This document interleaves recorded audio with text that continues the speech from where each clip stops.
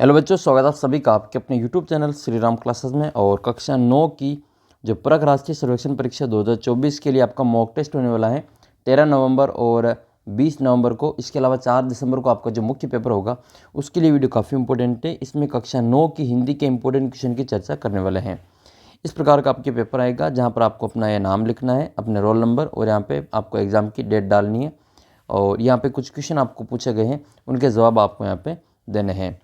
तो ये हिंदी का पहला गद्यांश पर आधारित आपके प्रश्न है, उसको अपन देखते हैं। इसके अलावा मैंने आपके विज्ञान के, सामाजिक के, गणित के, हिंदी के सभी के जो बोर्ड के जो क्वेश्चन बैंक है वो आपके जारी किए गए थे, तो वो सभी मैंने अपलोड करके वो आप देख लेना। उन सभी के लिंक वीडियो के नीचे डिस्क्रिप्शन बॉक्स में या फिर आपको क्लास 9 की प्लेलिस्ट में मिल जाएगा। तो पहला प्रश्न आपके गद्यांश को पढ़ करके 5 प्रश्नों के उत्तर देना है। गद्यांश ये है कि ठंड की ऋतु में सड़क के किनारे एक वृद्ध भिक्षुक बैठे थे। उनकी आंखों में करुणा और चेहरे पर एक अजीब सी थकान झलक रही थी। ठंडी हवा में वे कांप रहे थे। पास से गुजरते लोग अनदेखा कर रहे थे। उनके कपड़े पुराने और फटे हुए थे। किसी ने देखा उनकी और दया से देखा तो किसी ने उनकी उपेक्षा की। ऐसा प्रतीत हो रहा था कि संसार में उनका कोई सहारा नहीं था। अब ये 3-4 लाइनें दे दी गद्यांश के रूप में, और अब आप उसको आधार बना के कुछ प्रश्नों के उत्तर देना है। पहला प्रश्न है, गद्यांश में वृद्ध भिक्षुक का वर्णन किस प्रकार किया गया है? तो वृद्ध भिक्षुक जो है वो बहुत ही गरीब और थका हुआ महसूस कर रहा था, तो इसका उत्तर आपके ब वाला उत्तर हो जाएगा। अगला प्रश्न है, वृद्ध भिक्षुक के चेहरे पर थकान और करुणा का भाव क्यों झलक रहा था? क्योंकि उन्हें समाज से दया या सहायता नहीं मिली थी। उनकी किसी ने सहायता नहीं की थी, किसी ने उन पर दया नहीं की थी, इसलिए उनका जो भाव है वो करुणा और थकान का झलक रहा था। अगला प्रश्न है, यदि आप उस ठंडी ऋतु में सड़क में गुजर रहे होते तो उस भिक्षुक को देखते और आप उनकी सहायता के लिए क्या कदम उठाते हैं? अगर आप उस रास्ते से जाते हैं तो यहाँ पे क्या करते हैं? तो सबसे पहले अपन क्या करते हैं, देखो भोजन देते, ये बात की बात है। उनकी उपेक्षा करते थे तो बिल्कुल ही गलत है। उनकी स्थिति की सूचना समाज सेवकों को देते हैं, ये तो ठीक है थोड़ा बहुत, लेकिन सबसे अच्छा उत्तर आपको चुनना है। हम वहाँ पे क्या करते थे, सबसे पहले उनको ठंड से बचाते। अपना पहला कर्तव्य कि उनको पहले ठंड से बचाना। चौथा क्वेश्चन है, गद्यांश में लोगों को अनदेखा करना किस बात का प्रतीक है? तो ऐसा लग रहा है कि लोगों को अनदेखा करने का मतलब समाज में जो सहानुभूति उसकी कमी हो गई है, लोगों के प्रति जो सहानुभूति है वो कमी हो गई है। क्या आपको लगता है कि समाज में ऐसे वृद्धों की सहायता करनी चाहिए जो असहाय हैं, और क्यों? बिल्कुल करनी चाहिए, क्योंकि ये भी हमारे समाज के हिस्से होते हैं और हमारे समाज की सामूहिक ये जिम्मेदारी भी होती हैं। अगला प्रश्न है फिर आपके, पंक्तियों को पढ़ करके 6 से 10 तक के उत्तर देने। देखा मैंने इलाहाबाद के पथ पर वह तोड़ती पत्थर, नदी के किनारे मंदिर के पास वह तोड़ती पत्थर। इसमें आपको एक मजदूरीन जो मजदूर महिला है उसका वर्णन इसमें किया गया है। कविता में वह तोड़ती पत्थर में कवि किस पात्र का चित्रण कर रहा है? तो किसान का नहीं, साधु का भी नहीं, व्यापारी का भी नहीं, उत्तर हो जाएगा मजदूरीन। वह कविता में वह तोड़ती पत्थर में कवि जी ने किसके प्रतीक के रूप में पत्थर तोड़ने का कार्य को प्रस्तुत किया है? तो पत्थर तोड़ने का मतलब ये संघर्षपूर्ण जीवन है और कठोर परिश्रम का कार्य है। इस कविता को पढ़ने के बाद यदि आपको अपने जीवन के संघर्ष से जूझने के लिए प्रेरणा लेनी हो तो आप किन कार्यों को प्राथमिकता देंगे? तो कठिन परिस्थितियों में भी धैर्य रखने को जो प्राथमिकता देंगे। नेक्स्ट क्वेश्चन है क्वेश्चन नंबर 9। कविता में उस जो मजदूरीन है वह पत्थर क्यों तोड़ रही है? इस कार्य का प्रतीकात्मक अर्थ क्या है? तो पत्थर तोड़ने का कारण क्या है? तो वह अपना जो जीवन यापन करने के लिए कठिन परिश्रम का कार्य कर रही है, तो यही इसका उत्तर हो जाएगा। कवि द्वारा मजदूरीन के संघर्षपूर्ण जीवन के चित्रण से आपको क्या संदेश मिलता है? तो संदेश आपको लेना है, तो मजदूरीन के संघर्षपूर्ण जीवन से आपको क्या संदेश मिलता है कि मेहनत ही जीवन का सार है। अगला प्रश्न आपके क्वेश्चन नंबर 10। एक गद्यांश फिर दे रखा है, इसको पढ़ कर के 11 से 15 तक के उत्तर देने हैं। अयोध्या नगरी में जब श्री राम को 14 वर्षों का वनवास मिला तो वहाँ के लोग व्यथित हो गए। सीता जो राम के बिना जीवन की कल्पना नहीं कर सकती थी, उन्होंने भी राम के साथ वन जाने का निश्चय किया। लक्ष्मण ने भी भाई के साथ वनवास जाने का संकल्प लिया। यह घटना अयोध्या के हर व्यक्ति के लिए हृदय विदारक थी।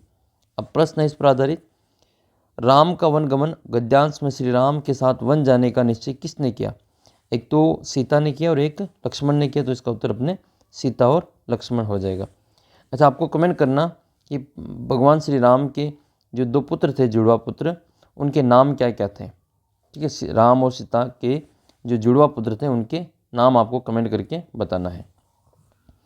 अगला प्रश्न है फिर आपके 12वां क्वेश्चन है कि गद्यांश में वनवास का समाचार सुनकर अयोध्या के लोगों के मन की क्या प्रतिक्रिया थी। तो वो सारे व्यथित हुए थे, हृदय विदारक घटना थी, तो दुखी और व्यथित थे। अगला प्रश्न है यदि आप इस गद्यांश के पात्र होते तो आप आपके प्रिय को वनवास में भेजा जाता तो आप किस प्रकार की प्रतिक्रिया देते। तो उनके साथ हम भी जो वन जाने का प्रयास करते हैं, जैसा कि बाकी लोग कर रहे थे। नेक्स्ट, गद्यांश में सीता का राम के साथ वन जाने का निर्णय किस भाव को दर्शाता है। तो ये समर्पण और प्रेम के भाव को दर्शाता है। अगला प्रश्न है 15वां, राम का वन गमन गद्यांश के अनुसार क्या सीता और राम लक्ष्मण के वन जाने के निर्णय का समर्थन करते हैं, और समर्थन करते हैं तो क्यों और क्यों नहीं। समर्थन करते हैं क्योंकि उन्होंने अपने धर्म का पालन किया है। अगला जो प्रश्न है वापस एक पद्यांश है, 16 से 20 तक के प्रश्न के उत्तर यहाँ पे देने हैं। देखो, पेपर होने के बाद में आपका जो पेपर है वो अपने व्हाट्सअप नंबर 75 68 35 00 69 इस नंबर पे व्हाट्सअप कर देना है फ़ोटो खींचकर। मैं उसका सॉल्यूशन आपको सबसे पहले यहाँ पे करवा दूंगा।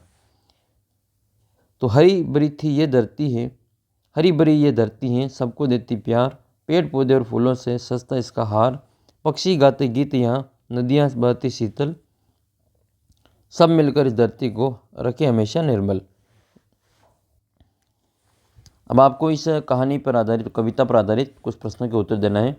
तो कविता में किसका हार सस्ता है। तो धरती का हार सस्ता है। कविता में के अनुसार धरती को कैसा रखना चाहिए। तो धरती को हमेशा निर्मल रखना चाहिए। तो इसका उत्तर क्या करेंगे, निर्मल। नेक्स्ट है, अगर तुम्हें अपनी धरती को साफ और निर्मल रखना है तो तुम क्या करोगे। तो पेड़ पौधे लगाएंगे और सफाई रखेंगे। देखो, ये काम तो हम सभी को अवश्य करना ही चाहिए। एक आपको काम करना है कि आप अगर अपना जो बर्थडे मनाते हैं, ठीक है, तो आप अपने बर्थडे के दिन एक पौधा आप अवश्य लगाएं। हर बर्थडे पर आप एक पौधा अवश्य लगाएं।